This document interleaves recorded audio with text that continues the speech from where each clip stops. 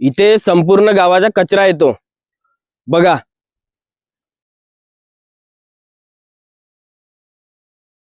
हे नियोजन यामध्ये गावातला कचरा टाकण्यासाठी केलेलं आहे। केळवद ग्रामपंचायतचे नियोजन अति सुंदर।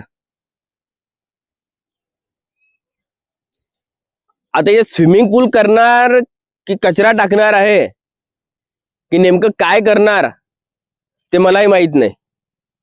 कचरा वरती आहे आणि या गड्ड्यामध्ये बघा कचरा किती आहे। बाजूला इथे कपिलेश्वर नदी आहे हे बघा, आणि बाजूला प्राचीन प्रसिद्ध कपिलेश्वर मंदिर आहे। मित्रांनो आणि अंधभक्त,